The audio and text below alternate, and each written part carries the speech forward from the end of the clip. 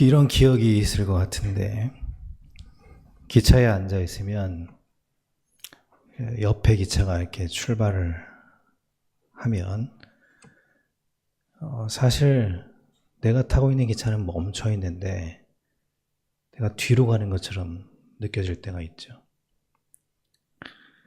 옆에 있는 기차가 앞으로 가니까, 나아가니까 사실 우리는 멈춰 있는데 후진하는 것처럼 느껴집니다.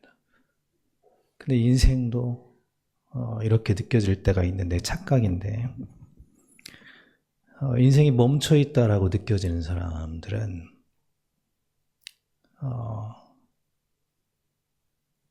멈춰 있다라고 느껴지기보다는 후퇴하고 있다라고 느껴지게 됩니다.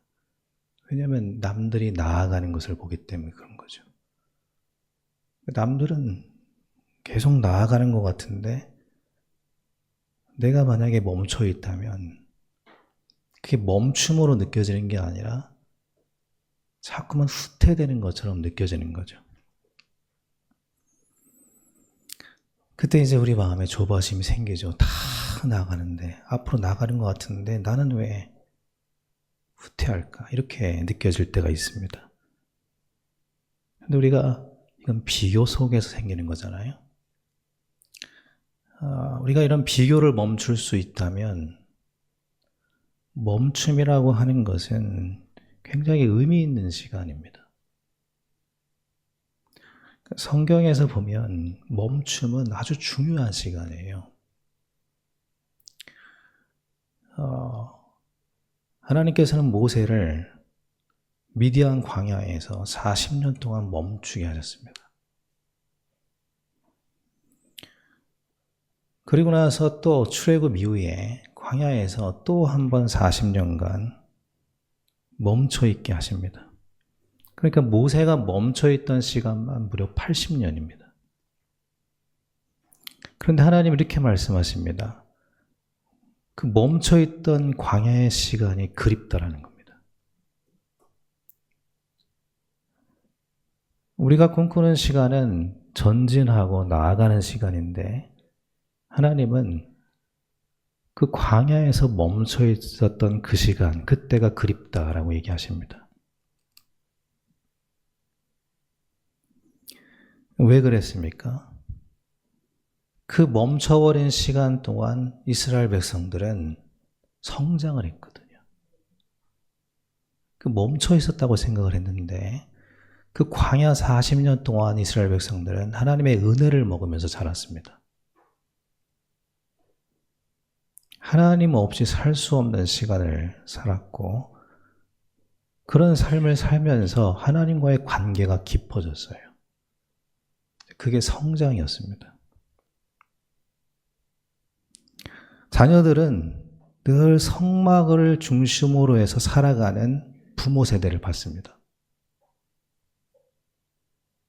그들의 공동체 한가운데 성막이 있었고, 성막 중심 공동체를 보고 자랐고, 그 성막 위에는 불기둥과 구름기둥이 있는 것을 매일 눈을 뜨면 봤습니다. 그리고 부모 세대들은 그 성막이 움직이면 말씀을 따라서 걸어가는 거예요. 그걸 광야에서 보면서 자랐습니다. 모든 게 부족하고 황폐한 것 같은데 내적으로는 성장이 있었습니다. 광야에서 그들은 부자가 되거나 높아지는 경험을 한 게 아니었어요. 하나님에 대한 신뢰의 뿌리가 깊어졌고, 날마다 만나를 먹고 샘을 먹으면서 하나님을 경험했습니다. 그러니까 그런 시간을 자녀들이 계속 경험하면서 자라는 겁니다. 그래서 자연스럽게 하나님 중심으로 사는 삶의 방식이 익숙해졌습니다. 성장한 거죠. 내적인 성장이 일어났습니다. 말씀이 그들의 걸음을 지휘했습니다. 그렇게 살았어요, 그냥 광야에서. 부족한 곳에서 하나님이 채우는 걸 경험했습니다. 그냥 그렇게 살았습니다. 그것을 성장이라고 성경은 말하는데 하나님과의 관계가 굉장히 깊어진 거였습니다. 그러니까 멈춤의 시간은 그냥 멈춘 게 아니고 후퇴한 게 아니고 가나안 정복을 위해서 준비되는 시간이었습니다. 성장의 시간이었던 거죠. 성도는 내적인 성장 없이는 세상 속에서 성도로서 빛나는 삶을 살 수가 없습니다. 성장이 있어야 되는 거예요. 성장이. 내적 성장이 있어야만 세상에 나가서 가나안 정복이라는 건 뭡니까? 세상 속에서 빛을 발하는 삶이거든요. 하나님 자녀로서 살아가는 겁니다. 근데 성장이 없이는 그런 삶을 살 수가 없습니다. 왜냐하면 세상에 끌려가기 때문에. 세상을 끌어가는 게 아니라 끌려가니까요. 성인 아이라는 말이 있잖아요. 겉으로는 성장을 했는데 내적으로는 성장을 하지 않은 어른들, 그러니까 아이의 정체성으로 살아가는 사람들을 성인 아이라고 합니다. 그 안에 성장하지 못한 거죠. 이들의 특징은 뭐냐면 정체성 혼란을 겪는 거예요. 그래서 이 성장이라고 하는 것은 정체성과 관련된 것입니다. 정체성이라는 것은 무엇입니까? 정체성은 내가 누구이며 왜 사는지에 대한 명확한 이해를 의미합니다. 이게 정체성이에요. 내가 누군가, 나는 왜 사는가, 여기에 대한 이해를 가지고 있는 게 정체성입니다. 확립이에요. 정체성 확립. 그런데 현대인들을 성인 아이라고 말하는 이유는, 많은 이들이 성인 아이로 살아가고 있다고 말하는 이유는 정체성을 상실한 채 바쁘게 전진만 하는 거예요. 앞으로 질주만 하는 겁니다. 근데 그러한 삶은 내가 나를 정의하고 내가 누구인지를 내 안에서 정의가 되는 게 아니라 다른 사람에 의해서 내가 누구인지 정의되죠. 그리고 세상이 어떻게 살아야 되는 줄을 이야기해 줍니다. 그걸 성경은 뭐라고 하냐면 포로 인생이라고 얘기합니다. 세상이 내가 누구인지를 평가하고 세상이 어떻게 살아야 하는지를 그 가치를 심어주는 겁니다. 세상이요. 네가 인간답게 살려면 이렇게 살아야 돼. 세상이 정의해 주는 거예요. 근데 이러한 삶은 끝에 가면 후회가 밀려옵니다. 자기를 잃었기 때문에. 사람들 남에 의해서 살았기 때문에 끝에 가면 후회가 밀려옵니다. 우리의 자녀들을 한번 생각해 봐야 됩니다. 우리의 자녀들은 지금 하나님의 자녀로서 또 믿는 자로서 기독교인으로서의 정체성을 가지고 성장하고 있는가? 그냥 남들이 뛰니까 같이 열심히 뛰고 있는 것은 아닌가? 그럼 멈춰야 되는 거죠. 하나님께서 6일 동안 세상을 창조하시고 7일째 멈추십니다. 그걸 안식이라고 합니다. 그리고 말씀하셔요. 너희도 반드시 안식해야 된다. 멈춰야 된다. 왜요? 그 멈춤의 시간은 하나님의 말씀을 듣는 시간이거든요. 이것은 안식일 규정은 우리에게 짐을 주기 위한 게 아니라 우리를 위한 사랑의 메시지였습니다. 멈춰야 된다는 거예요. 하나님께서 이 당시 유다 백성들을 볼 때 자기들의 하나님 자녀라는 하나님 백성이라는 정체성은 다 잃어버린 채 그냥 질주만 하고 있는 거예요. 광적으로 질주만 하고 있는 겁니다. 세상이 달려가니까 달려가는 거예요.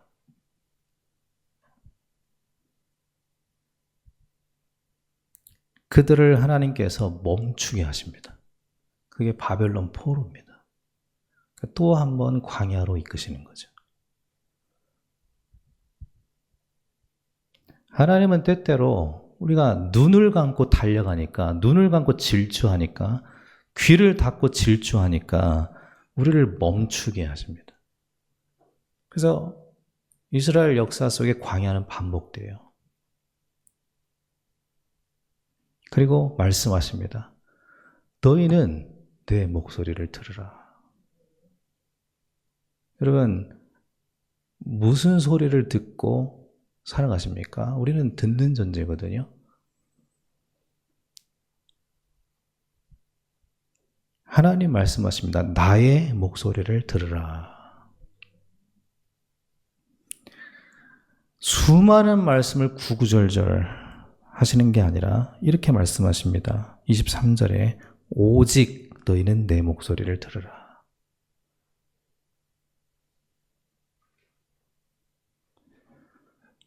하나님을 우리는 말씀이라고 얘기하죠. 성경에 이렇게 얘기하니까요. 그렇다면 우리는 듣는 존재입니다. 하나님이 말씀이라는 얘기는 말씀을 듣는 존재가 있어야 되는 거잖아요. 하나님이 자신을 나는 말씀이야 라고 말할 때는 그러면 너희는 듣는 존재야 라는 거잖아요. 또 성경은 하나님 말씀을 양식이라고 얘기합니다. 그것은 우리가 하나님 말씀을 먹는 존재라는 겁니다. 먹어야 사는 존재인데 하나님 말씀을 먹어야 인간답게 사는 존재라는 것입니다. 그 하나님 말씀으로 하나님은 우리를 채우라라고 말씀하시는 겁니다. 말씀으로 채우라. 그리고 그 말씀이 채워지는 시간이 안식인 거예요. 내가 하나님으로 채워지는 시간이 안식인 겁니다. 하나님 말씀으로 채워지는 시간이 안식인 겁니다. 이 시간이 없이 자란 이 시대의 자녀들이 세상을 생각하는 겁니다. 우상을 생각하고 아세라를 생각하고 저 동산의 푸른 나무를 생각하고 늘 세상에 빠져서 세상의 방식을 배우고 질주하는 거예요. 세상에 끌려가는 포로가 되는 겁니다. 하나님 말씀하십니다. 아직 바벨론 포로로 끌려가지 않았는데 너희는 왜 포로가 되었느냐 라고 말씀하셔요. 세상에서 아무런 영향력이 없는 무기력한 성도는 돈이 없거나 성공을 못해서가 아니라 성도의 정체성이 무너졌기 때문입니다. 성도의 정체성은 하나님 말씀을 듣는 거예요. 하나님이 자기 자신을 말씀이라고 말씀하셨을 때는 우리는 듣는 자라는 겁니다. 근데 듣는다라고 하는 것은 샤마, 들으라 이스라엘, 쉐마잖아요. 근데 듣는다라고 하는 것은 귀로 듣는 걸 말하는 게 아니라 하나님 말씀을 듣고 따르는 순종을 의미합니다. 그게 듣는 겁니다. 그게 이스라엘인이 의미하는 이 말씀 단어가 의미하는 의미예요. 듣고 따르는 거죠.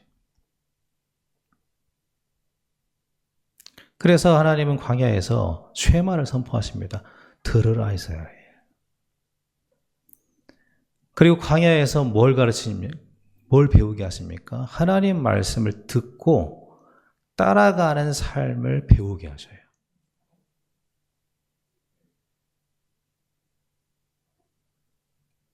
수많은 생각이 지나가고 바쁘게 살아갑니다, 우리는요. 근데 하나님은 멈추라고 하십니다.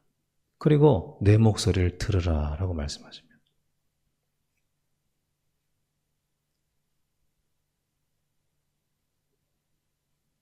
그 말씀이 내게 들릴 때, 그리고 그 말씀을 따라서 우리가 한 걸음을 걸어갈 때, 그때 우리 삶에는 하나님 자녀다운 삶의 길이 열리게 된다는 겁니다.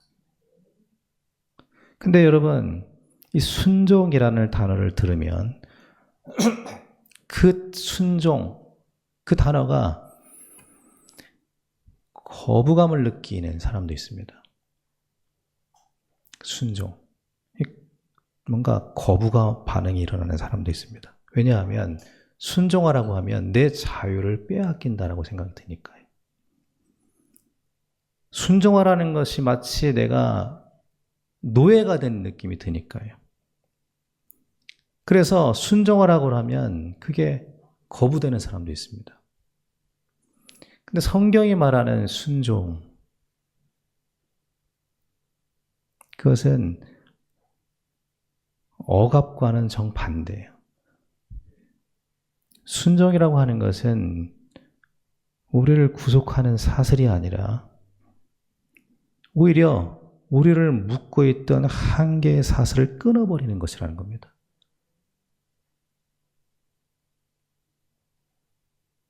요단강을 두려워하지 말고 한 걸음을 내디뎌라. 그때 그 앞에 가로막혀 있는 한계의 사슬이 끊어져 버리는 거죠. 그러니까 순종은 우리 자유를 억압하는 게 아니라 광야를 끊는 겁니다.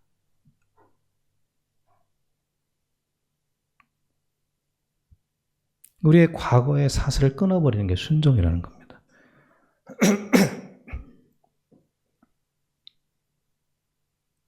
창세기 12장에 보니까 하나님께서 아브라함을 부르셔요. 근데 뭐라고 부르시냐면 네가 있는 그 땅, 고향 땅을 떠나라는 겁니다.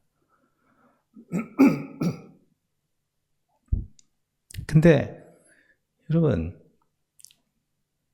그것은 정말 어려운 일입니다. 미래가 보장이 안 되는 거거든요.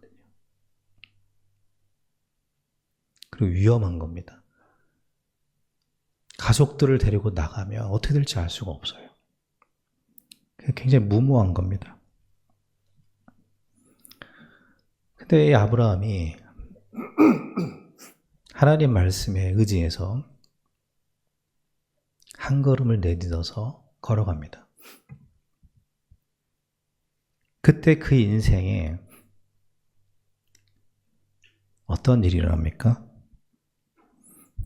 아브라함의 한계의 벽이 다 무너지기 시작합니다. 자녀를 가질 수 없었는데 그 생물학적 한계가 무너져요.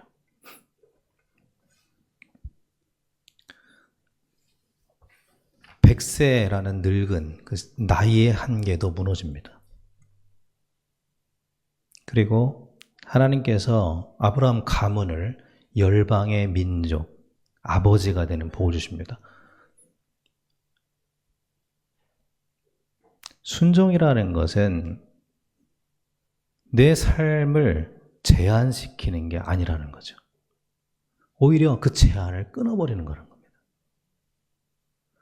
나는 초라하고 한계가 있는 인생인데 내가 하나님 말씀으로 들어갈 때 하나님의 거대한 가능성 안으로 내가 들어가는 거라는 겁니다.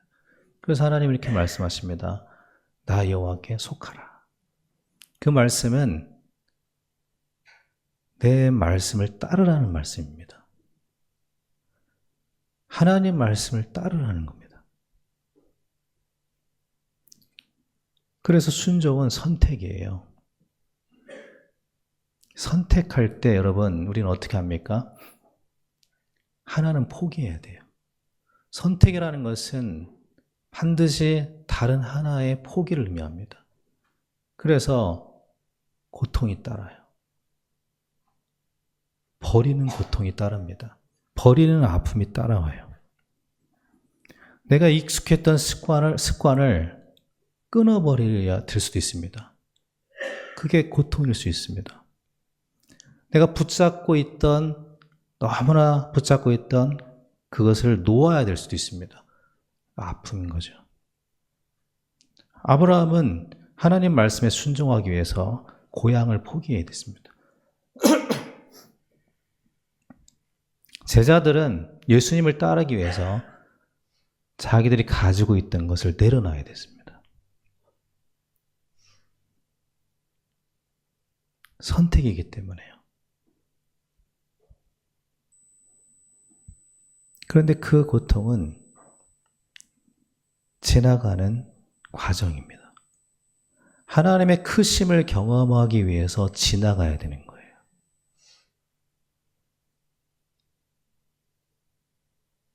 우리가 요단에 발을 내딛지 않고는 가나안에 들어갈 수가 없습니다. 순종의 한 걸음을 내딛지 않고는 하나님의 역사를 볼 수가 없는 거죠. 불안하고 두렵고 이성적으로는 이해가 안 될 수도 있습니다. 하나님을 신뢰하고 한 걸음을 내딛는 우리 남은 인생이 되었으면 좋겠습니다. 하나님, 제가 좀 믿음이 생기면 순종하겠습니다. 제가 좀 두려움이 사라지면 순종하겠습니다. 순종은 그렇게 하는 게 아닙니다. 두려움이 있고 답답함이 있어도 하나님, 제가 두렵고 제가 떨리지만 나를 사랑하시는 하나님을 신뢰함으로 내가 앞으로 나아가겠습니다. 내가 한 걸음을 걸어가겠습니다. 이게 순종입니다. 그 모습을 보여준 분이 예수님이에요. 겟세마네 동산에서 피땀 흘리면서 기도하시면서 괴롭게 기도하시면서 이렇게 말씀하셨습니다. 이 잔을 옮길 수만 있다면 옮겨주십시오. 너무나 그 순종의 선택이 괴로운 겁니다. 그러나 이렇게 기도하십니다. 내 뜻대로 마시고 아버지 뜻대로 되기를 원합니다. 그리고 의지를 가지고 하나님의 길을 선택하십니다. 여러분, 순종은 의지적 선택입니다. 그리고 믿음으로 순종할 수도 있지만 순종하고 얻는 믿음도 있습니다. 그게 나아만의 순종이었어요. 나아만은 믿음으로 요단강에서 목욕한 게 아니에요. 그냥 한 겁니다. 그냥 내키지 않지만 순종한 거예요. 그리고 나서 하나님을 믿는 믿음을 얻었습니다. 때로는 우리가 의지의 선택을 해야 돼요.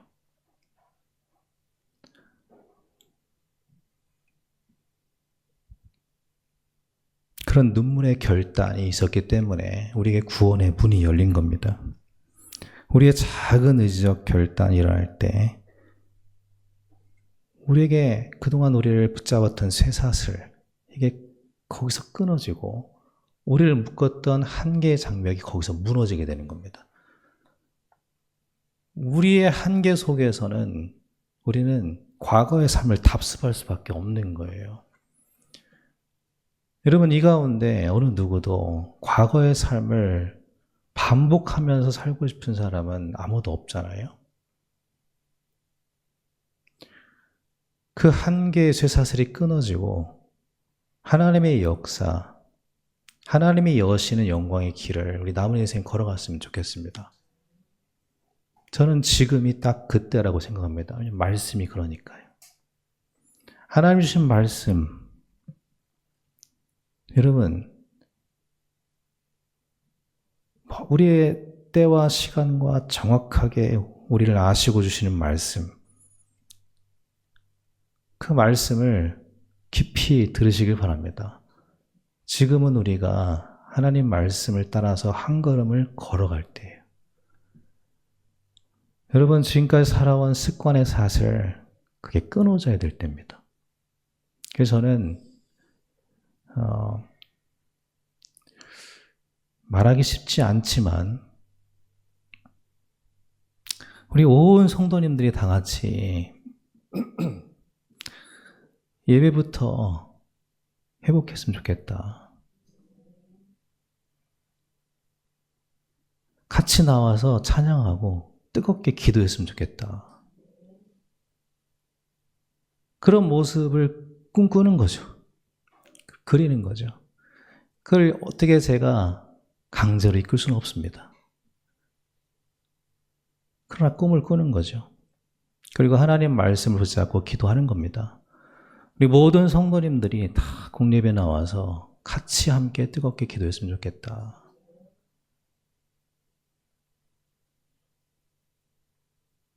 우리 교회에 하나님께서 지금 가장 먼저 무엇을 회복시키고 있냐면 기도를 회복시키고 있거든요.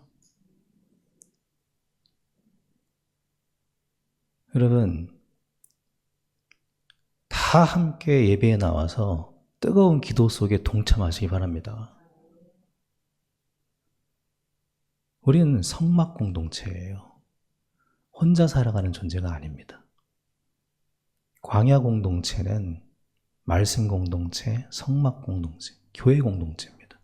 우린 공동체입니다.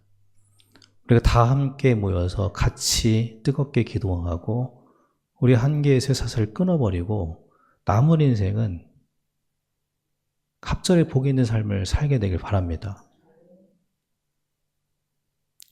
초청하고 계시는 겁니다. 하나님은 그 길로 내 목소리를 들어라.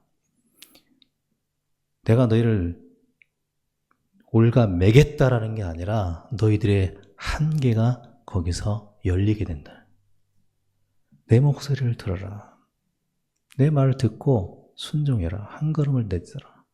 과거의 쇠사슬을 끊어버려라. 바쁘게 질주하는 그 질주를 멈추고 하나님의 음성을 듣는 은혜가 있게 되길 바랍니다. 성경을 읽으실 때도 읽는 게 아니잖아요. 듣는 겁니다. 우리가 성경을 읽을 때 그 읽는 게 아니에요. 그 속에서 내게 하시는 음성을 듣는 거죠.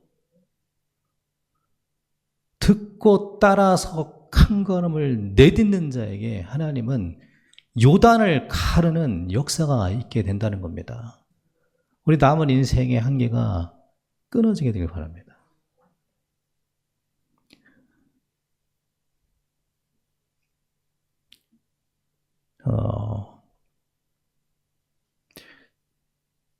제가 그 원주에 가서 히브리어 공부하기 위해서 잠깐 갔다 왔는데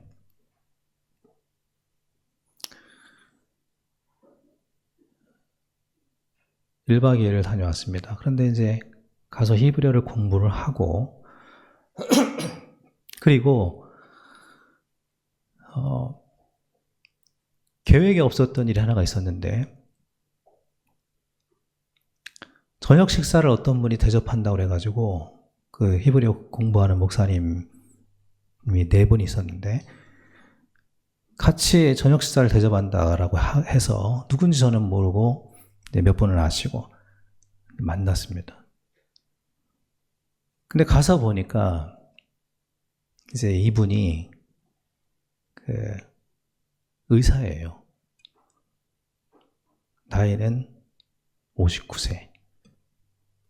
근데 굉장히 젊어 보이는 의사였습니다. 알고 봤더니 피부과 의사예요. 근데 꽤 저명한 의사더라고요. 근데 이분이 이제 저녁을 한우를 사주셨습니다. 제가 오래간만에 소고기 한우를 먹고 왔는데 이분이 먹으면서 자기는 잘 먹지도 않으면서 얘기를 계속 하셔요. 근데 제가 그 얘기를 듣는데 상당히 충격을 많이 받았습니다. 이제 이분이 그 굉장히 믿음이 있는 분이에요, 일단. 근데 이렇게 조용조용 얘기하는데 그 말 하나하나가 굉장히 이렇게 충격적으로 다가오는 거예요. 그리고 나는 한 번도 생각해 보지 않았던 얘기를 하는데 성경을 가지고 얘기를 하는데 너무 충격이 되는 겁니다. 그리고 더 충격이 되었던 건 뭐냐면 나는 그분이 얘기하는 걸 그게 내가 묶여있는 사슬이라고 생각해 본 적이 한 번도 없었어요. 그 뭘 제가 말씀하고 싶냐면 내가 묶여있는 쇠사슬은 내가 모른다는 겁니다. 모르는 쇠사슬이 있어요. 여러분, 이런 말이 있습니다. 문제를 못 보면 문제를 해결할 수 없다. 문제를 봐야 문제를 해결하죠. 자동차를 고치는데 문제가 발견이 안 되면 해결할 수가 없잖아요. 내가 어디에 묶여 있는지 모르면 끊을 수도 없습니다. 나는 내가 여기에 묶여 있다고 생각해 본 적이 없는데 그분이 한 얘기가 저에게 충격적으로 다가왔습니다. 이게 내가 묶여 있던 사슬이었다는 걸 알게 된 거예요. 근데 그게 뭐였는지 궁금하시죠? 이분이 이런 얘기를 하는 겁니다. 성경에 보면 인생에 대한 얘기가 많잖아요. 근데 그 인생에 대한 이야기를 제가 지금까지 살아오면서 들었던 수많은 이야기는 다 어떤 얘기였냐면 인생은 짧다. 인생은 나그네 인생이다. 지나가는 것이다. 이런 식의, 그러니까 인생을 볼 때 그냥 훅 지나가는, 그래서 그렇게 가치가 없는 한 손바닥 같은 것이다. 이런 게 다 그런 뉘앙스를 담고 있는 것처럼 느껴져서 그렇게 보는 관점으로 지금까지 살아왔는데 이분이 뭐라고 얘기하냐면 이렇게 얘기하는 거예요. 한마디를 하는데 인생이 짧기 때문에 인생이 소중합니다. 그러는 거예요. 근데 이 짧은 말이 아니 내가 지금까지 별로 생각해보지 않은 말인 거예요. 이게 별로. 그러면서 이분이 자기가 얼마나 이 소중한 인생을 소중하게 살아가는지에 대해서 쭉 얘기를 하는 겁니다. 이 짧은 인생을 얼마나 하나님이 주신 이 짧은 인생을 얼마나 소중하게 살아가는지에 대해서 얘기를 하는 겁니다. 사실 많은 목회자들 저를 비롯해서 인생을 이렇게 소중하게 여기지 않았거든요. 그냥 지나가는 거, 진짜 가치 있는 건 하나님 나라 이렇게 생각을 했거든요. 그렇구나. 이분 평신도잖아요. 마치 하나님이 주신 인생이 소중하지 않을 리가 없지. 너무 소중하지. 내가 이 소중한 인생을 소중하게 살도록 앞으로 성도들과 함께 만들어 가야 되는구나. 그러니까 제가 여기에서 생각의 전환이 일어났습니다. 나는 지금까지 인생하면 그냥 빨리 지나가는 거, 나그네 별로 가치를 주지 않는 거 이렇게 생각했는데 그런 사슬이 날 묶고 있던 거죠. 여러분 저한테는 이게 엄청난 전환점이 됐습니다. 마치 어느 정도였냐면 하나님이 히브리어가 아니라 이분을 만나게 하기 위해서 나를 여기 보냈구나라는 생각이 들 만큼이요. 여러분의 인생은 소중합니다. 근데 그 소중한 인생을 소중하게 사는 길이 하나예요. 내 목소리를 들으라 합니다. 여러분, 세상의 목소리를 들으면 인생은 소중해지지가 않습니다. 왜냐하면 부러진 가지는 사람들이 가져다가 불에 살라버리기 때문에요. 무가치하게 그냥 불에 살라버립니다. 우리가 소중하게 되는 길은 뭐냐면 내게 붙어 있을 때, 예수님께 붙어 있을 때 소중하게 되는 거예요. 그것을 예수님은 이렇게 표현하셨습니다. 너희가 내 안에, 내 말이 너희 안에 거하면. 우리가 정말 남은 인생, 소중한 인생, 소중하게, 값지게, 멋있게, 아름답게, 정말 성도답게 남은 인생을 욥처럼 모세처럼 그렇게 살다 갔으면 좋겠습니다. 그러기 위해서 내 목소리를 들어라. 하나님 말씀을 들으시고 한 걸음을 걸어가는 하나님의 역사 속으로 들어가는 하나님의 전능하심, 하나님의 창조, 하나님의 사랑, 하나님의 영광, 그 능력으로 들어가는 우리 남은 인생, 우리 모든 성도님들의 남은 인생이 되기를 예수님의 이름으로 축원합니다.